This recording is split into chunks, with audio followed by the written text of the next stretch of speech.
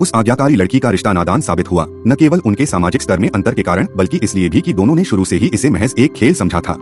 Jail से रिहा होने पर वह एक आम शवगृह कर्मचारी थी, जबकि वह लड़का पड़ोसी के एक धनी परिवार का वारिस था। वह दिखावटी और जीवन मृत्यु के प्रति उदासीन थी। तर्कसंगत रूप से देखा जाए तो उन दोनों का कभी कोई संपर्क नहीं होना चाहिए था। लेकिन एक पार्टी में ट्रूथ और डेयर खेलते समय लड़के को 5 मिनट के लिए एक महिला को चुनना था और उसने बिना किसी झिझक के लड़की को चुन लिया। बम एमा, क्या इसे अनुरोध माना जाएगा? मैं आपसे भीख मांग रहा हूँ। और फिर 1 हफ्ते के लिए अस्थायी युगल राजा का खेल, यह उनके भाग्य को जारी रखेगा। लड़की समय रहते इस बारे में सोच रही थी। इस प्रेम खेल में मुझे उम्मीद नहीं थी कि जिस दिन खेल खत्म होने वाला था उसी दिन ऐसा होगा। उस व्यक्ति ने मिलने का समय तय करने का प्रस्ताव रखा।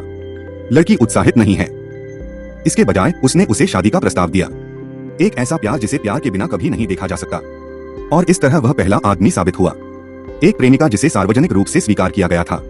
काफी समय हो गया है जब हमने बात की थी। मेरे सभी दोस्त कह रहे हैं कि वह आदमी वापस जाने वाला है। लेकिन वह हंस पड़ा और बोला कि यह तो बस एक मजाक था। मुझे नहीं पता कि दरवाजे के बाहर खड़ी लड़की ने यही सुना था या नहीं, लेकिन उसे जरा भी दुख नहीं हुआ। इसी समय जू शाओ अचानक उसके पीछे प्रकट हो गया। उन्होंने कहा कि वह कभी फीनिक्स नहीं बनेंगे। फिर उसने दरवाजा धक्का देकर खोल दिया। मैं उस लड़की को सबके सामने देखना चाहता हूँ। इधर आओ, बैठो। तुम यहाँ कब आए? आपने कहा था कि जब आप खेल रहे थे। ओह नहीं, वह सचमुच बोलने की हिम्मत करता है। चिंता मत करो। उसके बाद से वह व्यक्ति लड़की का अच्छे से ख्याल रख रहा था, लेकिन जब वह बाथरूम गया तो उसके चेहरे का भाव बदल गया। उसने जू शाओ को थोड़ा सा साफ किया और दूसरे पक्ष को चेतावनी दी कि अगर उसने लड़की को लापरवाही से छूने की हिम्मत की तो वह उसे हमेशा के लिए गायब कर देगा। बाद में वह आदमी लड़की को घर ले गया और जब उसने देखा कि लड़की हाथ पकड़ने से इनकार कर रही है तो उसे लगा कि वह गुस्से में है। लेकिन लड़की ने सिर्फ इतना कहा कि वह अपनी सुरक्षा को लेकर सतर्क है और वह किसी का हाथ पकड़े बिना गाड़ी नहीं चलाएगी। फिर उसने पूछा कि क्या उस आदमी ने शराब पी रखी है, और वह इतनी जल्दी शराब पीना नहीं चाहता था। वह आदमी जोर से हंस पड़ा और उस अजनबी की नजरों में भली लड़की उस पर बहुत गुस्सा हो गई। लेकिन यही वजह है कि वह कभी ब्रेकअप नहीं करना चाहता था और लड़की भी यही सोचती है।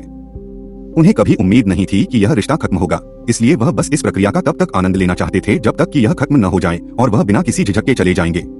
घर लौटने के बाद से चाची काफी समय से लड़की का इंतजार कर रही हैं। क्या तुम अभी तक सोए नहीं हो?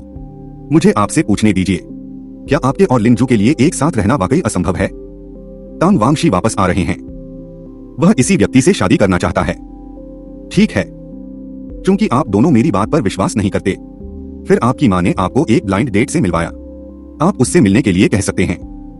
लेकिन लड़की ब्लाइंड डेट पर जाने से पहले इस रिश्ते के खत्म होने का इंतजार करने की योजना बना रही है। यह दोनों पक्षों के लिए एक तरह का सम्मान है। अगले दिन उसे रेस ट्रैक पर ले जाया गया और उसने एक ऐसे व्यक्ति को देखा जो अपने प्रतिद्वंद्वी से कहीं अधिक सुंदर था।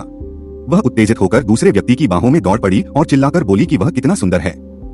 वह व्यक्ति उसकी पूजा अर्चना के इस दिखावे से खुश था और उसे रेस ट्रैक पर ले जाने ही वाला था। घेरे में बैठी लड़की शी शाओ ने पीछे मुड़कर देखा और चाहा कि उसका प्रेमी उसे सिखाए, लेकिन वह भूल गई कि वह तो बस एक लड़की है जो पानी की सैर पर निकली है। उस रात लड़की को पता चला कि शी शाओ का ब्रेकअप हो गया है और वह सोचने लगी कि उस आदमी का क्या हुआ होगा। यह स्पष्ट था कि शी शाओ ने खास तौर पर लड़की के लिए पैसे मांगे थे। ऐसा नहीं लग रहा था कि उसे लड़की की परवाह नहीं थी। कुछ लोगों के लिए पैसा भावनाओं से सस्ता होता है और शी परिवार शी मुचेन के लिए एक प्रेमी की तलाश कर रहा है। इस मामले में वह किसी भी अस्थिर कारक को मौजूद नहीं रहने देगा। अस्थिर शब्द का अर्थ काफी अप्रिय है, क्योंकि यह अभी भी एक पुरुष और एक महिला के बीच का रिश्ता है, इसलिए लड़की ने इसका आनंद लेने का फैसला किया। कुछ दिनों बाद सभी ने मिलकर कैंपिंग में बारबेक्यू पार्टी का आयोजन किया। मैंने अचानक अपने आसपास मौजूद महिला साथी का परिचय एक नई महिला साथी से करा दिया। अब ऐसा लगता है कि जो व्यक्ति हमेशा उदासीन रहा है वह अधिक स्नेही हो गया है।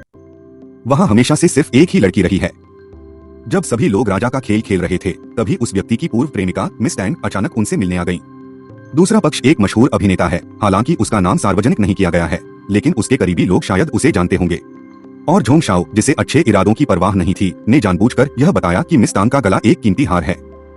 इससे पहले उस व्यक्ति ने दूसरे पक्ष को यही दिया था। ऐसा लगता है कि उसे गोली मार दी जाएगी। मिस टैंग ने यह झूठ बोलने की हिम्मत की कि यह सिर्फ कमरे में रखी रहने वाली चीज है और इसे यहीं छोड़ दिया गया है। लेकिन झोंग शाओ ने लड़की को उत्तेजित करना जारी रखने में जरा भी संकोच नहीं किया। इसके परिणामस्वरूप लड़की ने अपनी पीठ घुमाई और एक कार्ड निकाला जिससे अन्य लोग ऑर्डर कर सकते थे। झोंग शाओ का मुंह बंद कर दिया गया और झोंग शाओ संतुष्ट नहीं हुआ। उसने सजा के तौर पर दी गई शराब पीकर वहां से चला गया।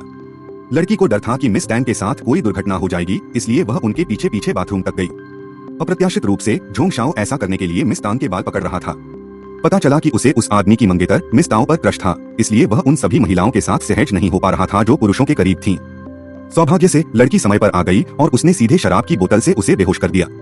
उसके बाद उसने सुअर की माला का रूप धारण किया और जमीन पर पड़ा हार मिस टैंग को लौटा दिया।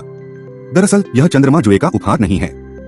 मैंने उसके लिए सबसे महंगा विकल्प चुना ताकि वह समस्या का समाधान करे और मुझे इनाम दे।